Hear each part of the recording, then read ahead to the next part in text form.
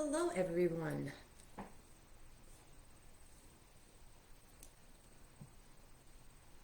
Hello, everyone. I'm Dr. Jennifer McIntire. We'll get started here in just a couple of minutes. We'll have a discussion.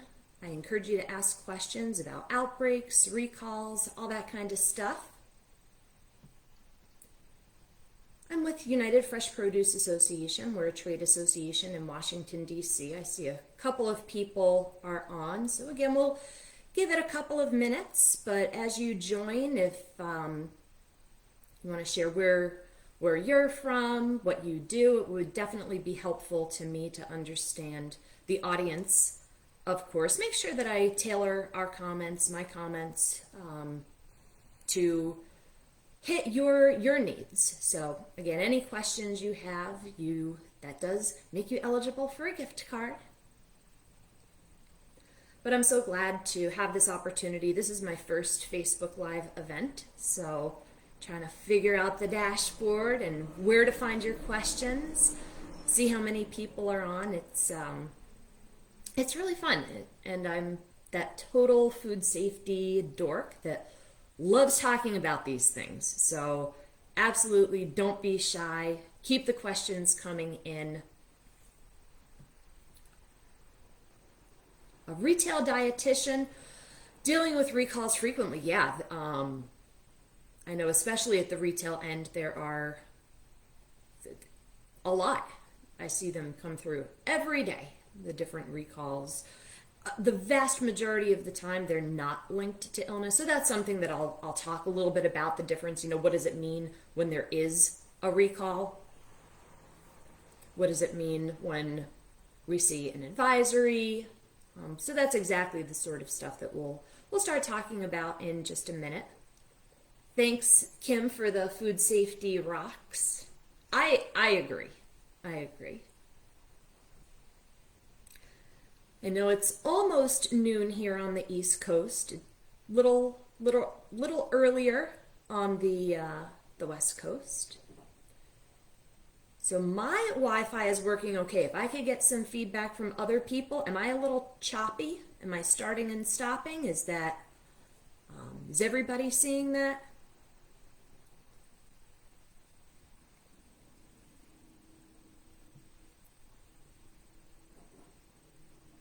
Not seeing any other comments on that one. So hopefully the problem is not on my end. We are now at noon Eastern time. Oh, okay, smooth on this end. Thank you, Kim. I appreciate that quick feedback.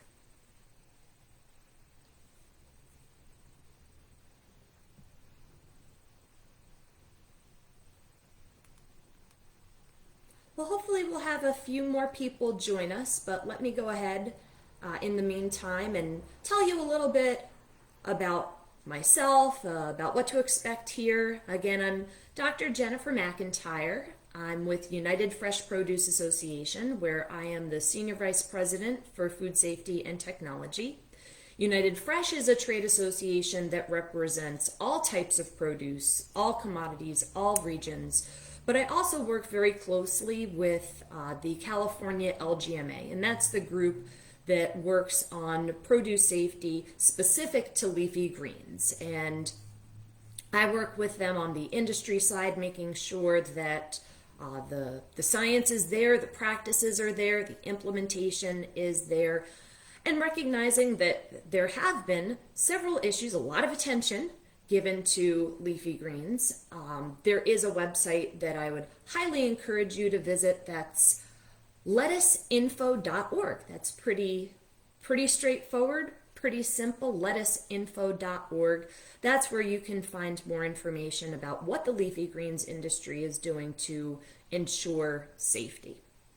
I see Kim has a question. Yeah, I can definitely speak to that a little bit later. And as a reminder, if you put a question in the chat, you are eligible for that $100 gift card. In terms of my background, I was trained as a food microbiologist, so spent a lot of time in the laboratory, realized that The lab was not the most exciting place for me. I had the opportunity to go to Washington, D.C., and was fascinated. Some people are, a little disgusted by what happens in DC, but to me it was really interesting to see these different groups come together. FDA, the consumer groups, industry groups. And so I knew that no matter who, that I always wanted to work with everybody, regardless of who was paying me. And so I've had the great opportunity to work very closely with FDA, CDC, which is in Atlanta, and I see we have at least one person watching based in Atlanta, working through these recalls, these outbreaks. So let me spend a minute just talking a bit about kind of what happens, what the process is. So an outbreak, what is an outbreak? An outbreak is when people get sick, 2 or more people who get sick from a common source. And it's not evident at the beginning what that source is, but to see that people have it's a common pathogen. They have a lot in common. They maybe ate the same type of food, ate in the same place. Maybe they ate in different places, but it's the same organism. So that's when there's this sense that there could be an outbreak. These are cases that are linked to each other, and a case is the person, the people who got sick. So we refer to them typically as cases. Pathogens are the microorganisms that cause illness. So bacteria, that's what we typically see. That's what E. coli is. Viruses, parasites, the layperson may still refer to them as germs, kind of categorically, but those are the pathogens that are causing people to get sick in these outbreaks. I see the question from Sheila, when is the release of safety concerns over? That does not seem to get as much attention, does it? So we see a lot of attention when an outbreak begins, when there is a concern. We don't see such excitement and celebration over the end of an issue. And so I think from a consumer communication standpoint, that becomes really difficult because people remember that there was a problem. They may not be as aware that there's no longer a problem. So outbreaks, or the process is people get sick. They know that they're sick, and hopefully they seek medical attention. They get it's usually a stool sample. It is sequenced. So whole genome sequencing is this incredible new tool that we've now had for several years, and it's kind of creates a fingerprint. It's the genetic makeup of an organism. So I usually liken it to the 23andMe, but for these bacteria, for these germs that are causing illness, to see, are they so closely related to each other that they came from the same source? They came from the same food that made somebody sick. So it takes a little while, sometimes a couple of weeks, before people get sick, get that medical attention, before these pathogens are sequenced through whole genome sequencing. And this is uploaded to a database that public health is watching, CDC is watching, the industry is watching, to see, is there an outbreak? Are we seeing an unusual number of cases that are all related to the same type of illness? And if the answer is yes, and there may be the declaration that there's an outbreak. Over the past, I want to say, year or so, CDC has created a good system to let the general public know how many outbreaks of foodborne illness they're working on. FDA, which is kind of the partner to CDC, CDC working on the people side, FDA working on the food side, also has a website where they identify the outbreaks that they're partnering with CDC on in an investigation. The most straightforward and sort of ideal case, if there is an outbreak, which of course is not ideal, outbreaks are not ideal, but if there's going to be an outbreak, the best possible resolution of that outbreak would be for CDC to be able to quickly identify what is the food. So initially when people get sick, you can see that these organisms are genetically related to each other. It's not for sure that the problem is food. It could be that they swam in the same lake or they visited the same petting zoo. I mean, you just don't know. And they need to talk to people. It's usually the state, local health departments talking to people. What have you done? What have you eaten? To see, is there something in common?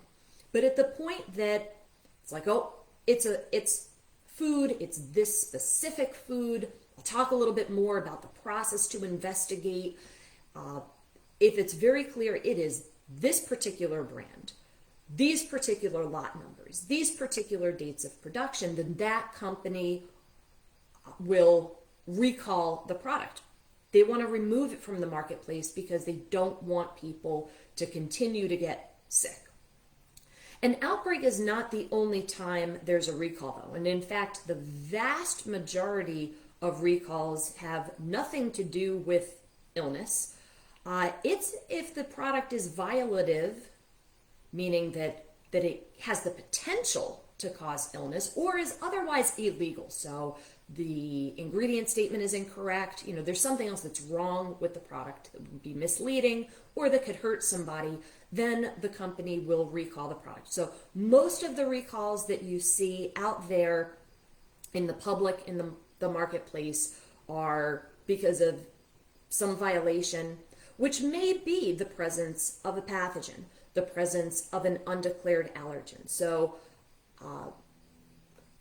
many recalls, as somebody mentioned, at the retail end, that they're pulling these products off the shelf because if there's a chance that it could hurt somebody, it is the responsibility of the company to remove that from the marketplace. Don't give people the option of rolling the dice. It's common that you'll hear these recalls referred to as voluntary recalls, and that is true, but it's a little misleading because it's not like, as a company, it's not like you have a choice. If you have put a product out in the marketplace that is in violation of the law that could make somebody sick, you don't have a choice about whether you're going to recall it or not. The reason that it's called voluntary kind of goes back to the old way that the terms were used in some of the legal authorities. FDA, believe it or not, up until about 10 years ago, FDA, they couldn't recall the product. About 10 years ago, the law changed, and FDA now can recall products if the company won't. But at the point that FDA knows there's an issue, they've brought this to the company's attention, and a company is refusing to do a recall, that is an exceptional circumstance. That is something that has almost never happened. So legally, when the company recalls a product, it's legally a voluntary recall. But make no mistake, it's not like it's optional. I want to be clear about that. Now, there are other ways that a company can remove a product from the marketplace that's not technically a recall. So a recall is if there is an issue, if the product is violative.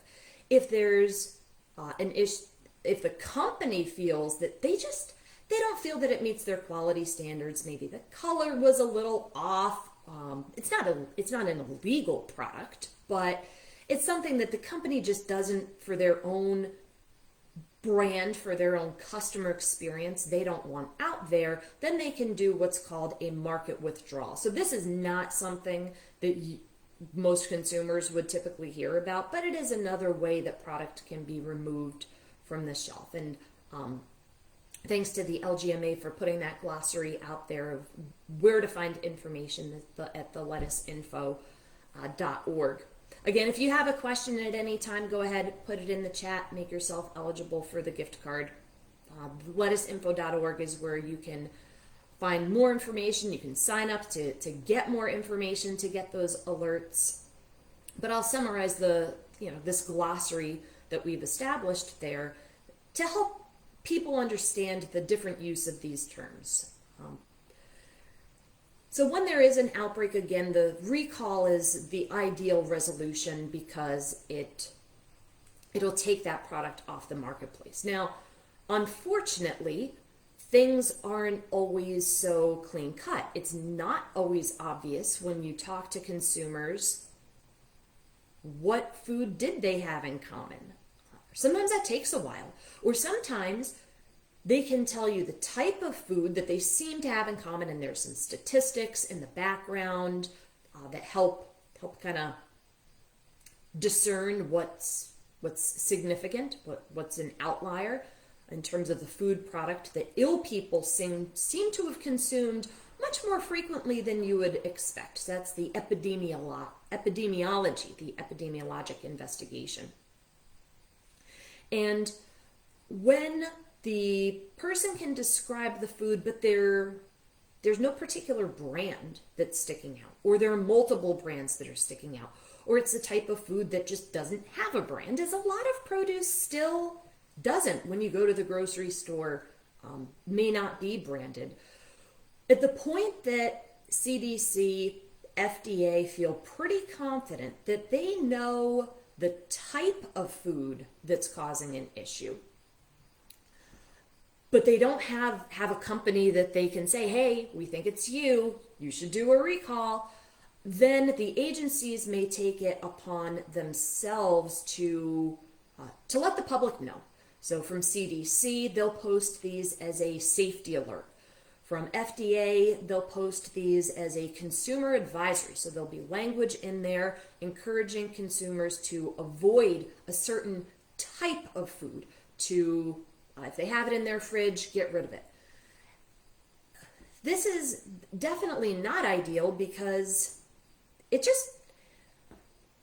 would be better to know the exact food. But I'll talk about why sometimes it's increasingly difficult, not just from the epidemiologic standpoint, but also other aspects of the investigation. So to be prudent, to be protective of public health, some of these broad advisories will come out. And you may remember in 2018, there were these broad advisories, don't eat romaine. And that damages the entirety of the industry. And the fact of the matter is, even when there is an outbreak going on, the vast, vast, vast, vast majority of the product that's out there is perfectly safe to eat. But we can't figure out what exactly is safe and which is the exact products that's causing illness. So the messages go out broadly, these safety alerts, these consumer advisories, to just avoid the illness, to avoid the product so that people don't get sick. And Kim's asked, how has the pandemic changed people's perception of food safety and related foodborne illness? And CDC just put out some information, kind of supports our gut feeling that the numbers of reported foodborne illnesses in the past year and a half have gone down. Now, we can speculate as to the reasons for that.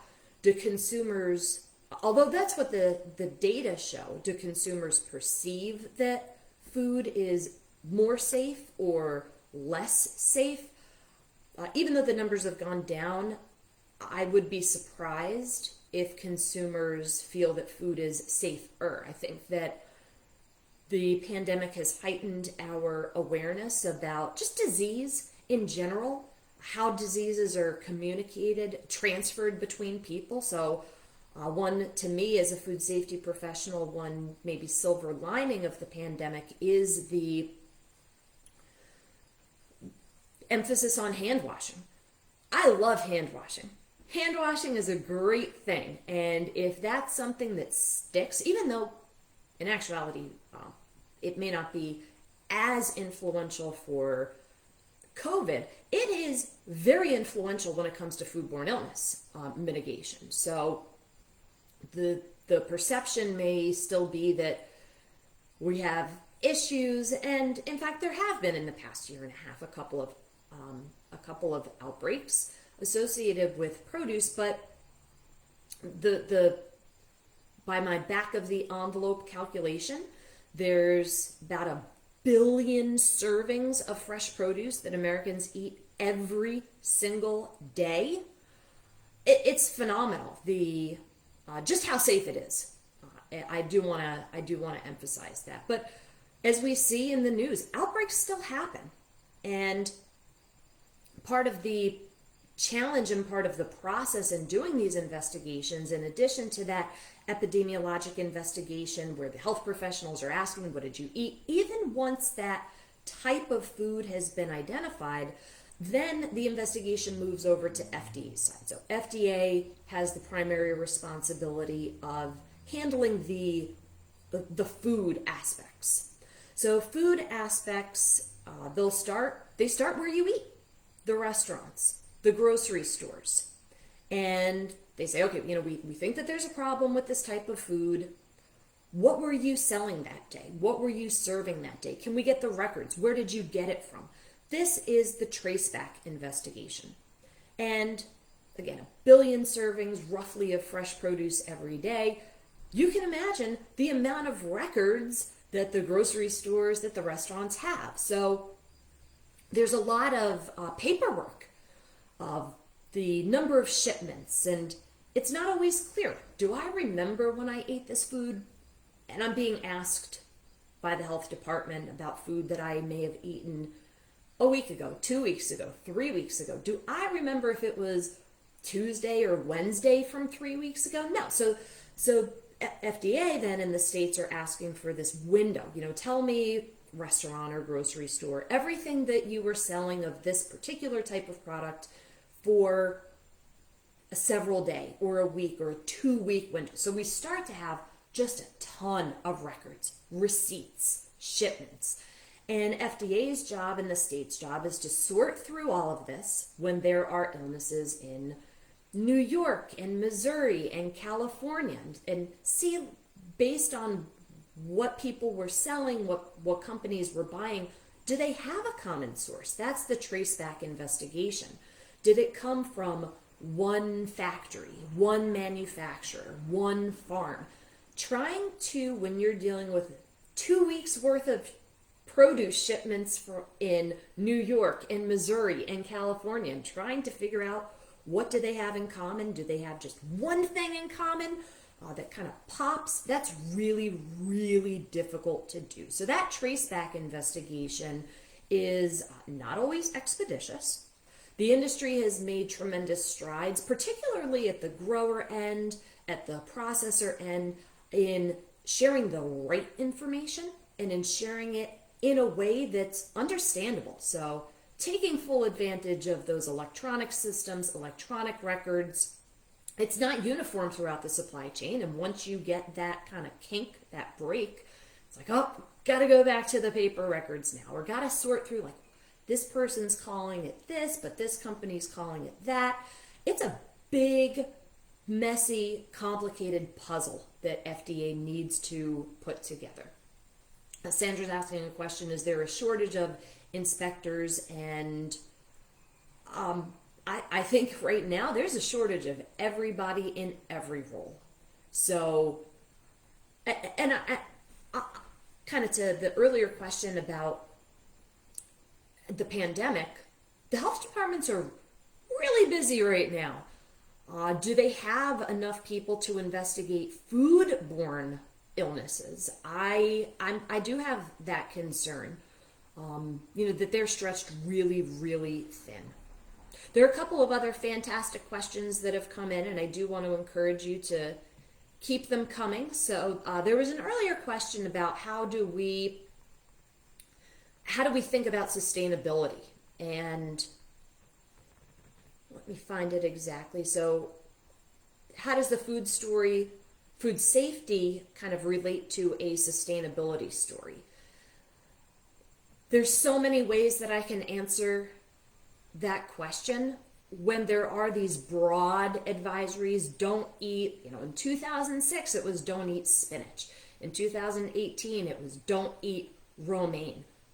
All that product goes in the trash, and it's a lot. And that's just not resource efficient, to put all that product in landfill, for example. There's a real sustainability cost to these broad advisories. And so as we get better in having the connectivity of that information. I'm not sure that we can ever improve people's recall, although in actuality, with shopper cards, with things like DoorDash and Grubhub that keep track, they know what you ordered.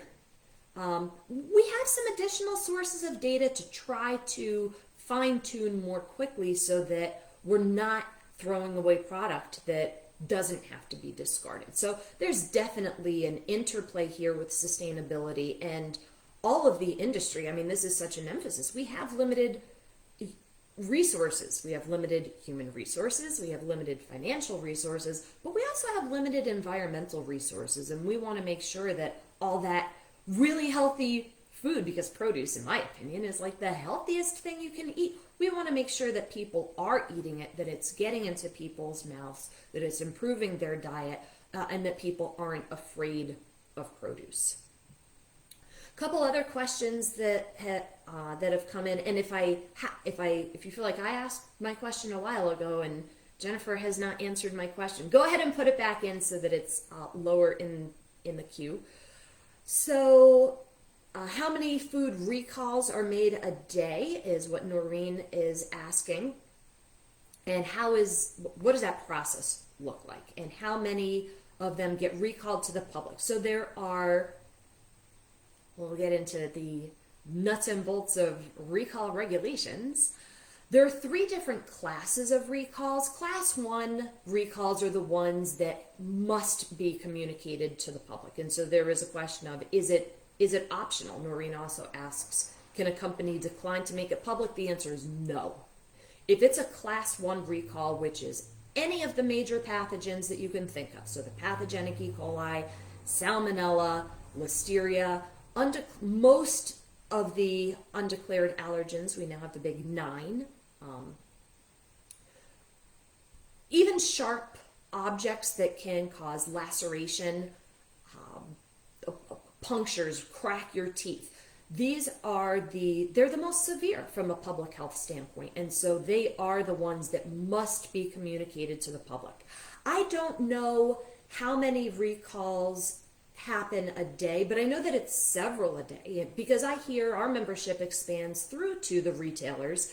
They're the ones that they've got the products on display and they need to remove them from the shelves, and I know that it keeps them very busy as these recalls come in. Again, I want to emphasize that the vast majority of time they are not directly linked to an outbreak or to a case. So the company, in the case of, say, a piece of metal that's found in a product, the company may recognize this themselves, or they may get a report from one customer, hey, somebody opened a bag of this or that, they found a piece of metal.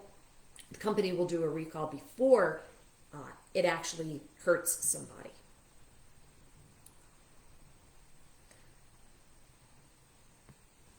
So are some companies more proactive when it comes to recalls? The honest answer is yes. Some are, I wouldn't say resistant, but some need a little bit of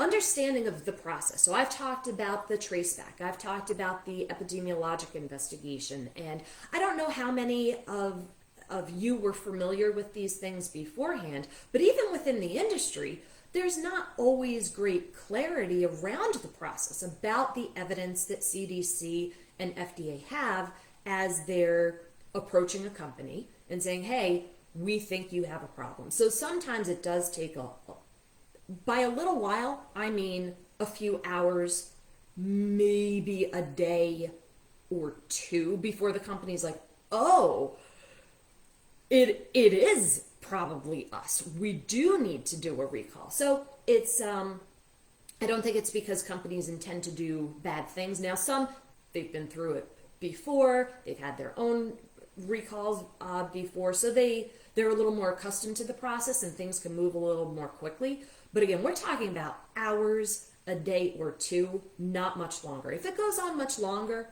and CDC and FDA have strong evidence, that is also when the agencies can issue, their own notice. So they make very effective public communications. People pay attention.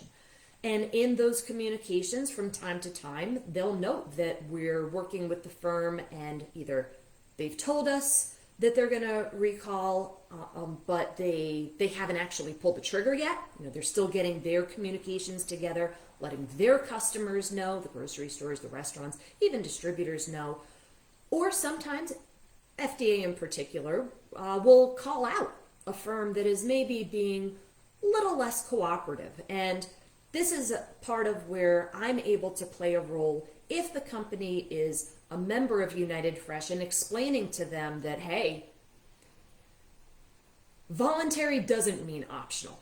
And making sure that they are rapid and clear in their communication so that consumers can take the right action and protect themselves and protect their families. I didn't mention in kind of my personal story that obviously I'm obsessed with food safety. I love food safety. And my degrees are in food science, and I kind of just happened into the food safety track, and I thought that it was great and I thought that it was cool, but I think the turning point for me was when I became a mom, that it made it a lot more personal. And also right around that time, being in Washington, D.C., I had the opportunity to interact with a lot of consumer groups, to hear the unbelievable, heart-wrenching stories of their experiences. It changed me. It made it much more serious. And so that's part of what I also communicate to companies that find themselves in these positions where they're very proud of what they do and, love feeding people. And the thought that they may have made somebody sick is really difficult to fathom. So a couple of other questions I see, and it is that 12:30 time. I understand if some of you have to go, but if it's okay with you, I will go on for a couple more minutes because I like talking about this. Noreen says, I learned that many rat hairs are allowed in a jar of peanut butter. Is that really true? Okay. Yes and no. So the no part is that companies are required to do everything they can possibly do to prevent that from happening. At the same time, there's recognition that with some of the raw commodities that even if you're doing everything you can possibly do, there may be that unavoidable insect fragment. So there's a recognition of that from the regulatory standpoint. I would not go so far as to say that it's like allowed and encouraged. That is not the case, because if you find a rat hair in your jar of peanut butter, that's disgusting. And it's actually not much of a public health concern. It's not going to make you sick other than feeling maybe a little bit nauseous when you see that. So now pathogens, that's another bucket because that can make people sick. And so there's zero tolerance for pathogens in foods like leafy greens and other produce. There is no tolerance. There is, it's wholly unallowed. A question about what are the other classes of recalls. So there are three. There are three classes of recalls. Class 1 being those most serious, the ones that you will hear about because companies that are recalling those products are required to put out a public notification. Class 2 is when the illness impact is not that severe and is irreversible. So let me think of a good example. We don't see a ton of class 2s because it's sort of that middle space. Historically, there's an organism, a parasite called Cyclospora that has historically been categorized as class 2, sometimes now class 1, because it makes you sick, but it just doesn't kill people. So it's a self-limiting kind of illness. Class 3 is when there is a technical regulatory violation, but the product is not likely to cause illness. So that would be if it's a manufactured product and they forgot to list one ingredient, or the the calories that are required on the label. Maybe the number was incorrect. So it's a violation, but nobody's going to get hurt over that. With leafy greens, what can consumers do if there's a recall? And yeah, people do stop eating. The knee-jerk response is to stop eating everything, and that's not necessary. And I know that that's a difficult thing to communicate to people. So again, the lettuce info is probably the best source of accurate information, and providing that background and providing consumers with the assurance of what is perfectly safe, unquestionably okay to eat.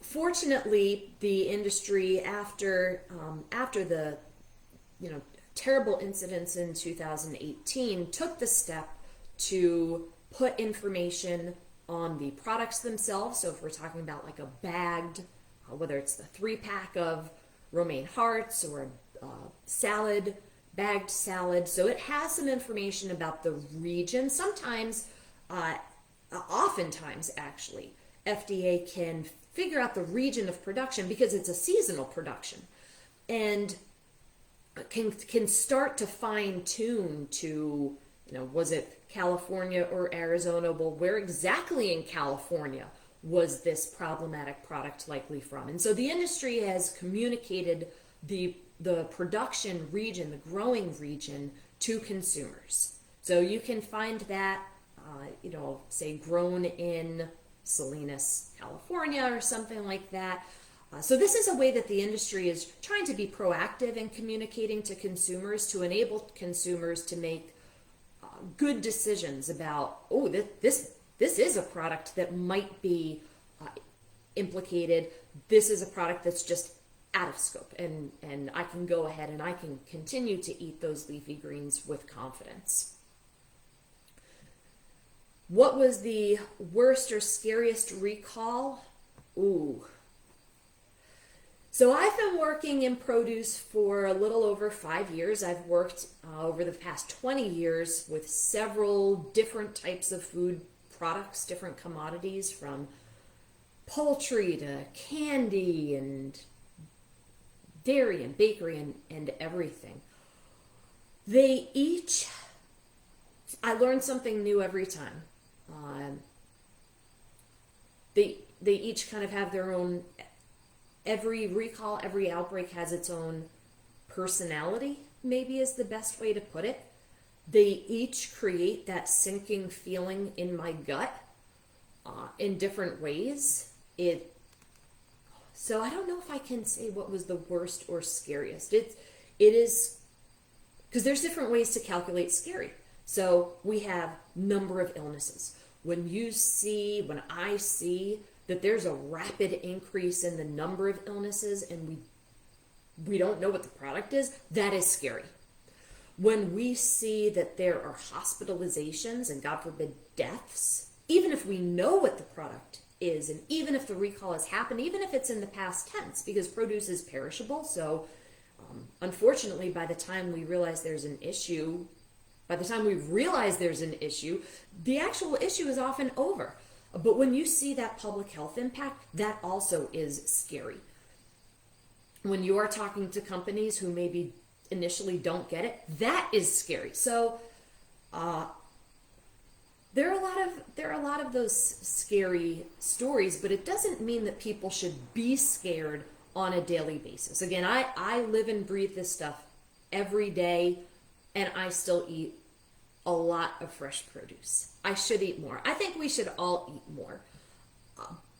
But yeah, they're specific, pretty limited in terms of scope, things that stick out in my mind. But in the grand scheme of how much food do we eat, it's these outbreaks are absolutely the exception. And I'm really pleased to see and glad to say that if you look over time, the efforts that the industry, produce overall, leafy greens for sure, the efforts that the industry has made have been phenomenal in really peeling back the layers of the onion, no pun intended, but to try to better understand the the environment, and other factors. Things that we simply weren't aware of before, that we didn't have the tools to even be aware of before, and put those mitigations in place to make sure that they can confidently put out their product, that consumers can confidently eat these products. Have to convince people, yeah, I understand, and I feel the same way, and I appreciate the role that you all play in being that direct voice to consumers, advising them on what they should eat, advising them on the health benefits of produce, which far, far, far outweigh the risks. Is there anything dietitians should tell customers who might be nervous about eating leafy greens? And I guess the way that I've thought about this is, it's easy to put things in buckets like this is safe or not safe, there's a risk or no risk. But in fact, it's a spectrum. And everything that we do, you walk out the door, there's some risk involved in that. The risk of not eating produce, and I think the pandemic has really reinforced the need for a healthy diet, a healthy lifestyle. The risk of not eating produce over the course of your lifetime is tremendous. And that's the way that I would try to impress upon consumers the benefits that they'll get from having a healthy diet, which produce should be a very large part of that diet. That the risk of not eating produce, again, far outweighs the risk of eating it. The illnesses, the outbreaks are extraordinarily rare in the grand scheme of things. So thanks to Lettuce Info for agreeing, yes, we should be eating more produce. I don't think there's a whole lot of people who would dispute that. So I know I've gone about 10 minutes over. Let me double check to make sure that I've covered everything I've wanted to cover. If you have any last minute questions, feel free to post them here. You can also find me, I'm pretty Googleable, so Jennifer McIntire at United Fresh Produce Association. Thanks for your time today. Feel free to follow up. I do love talking about this. Again, go to that lettuceinfo.org. That's where you can find more helpful information, I think, especially in your communications with consumers. Thanks for the job you do. Thanks, everybody, and enjoy the weekend.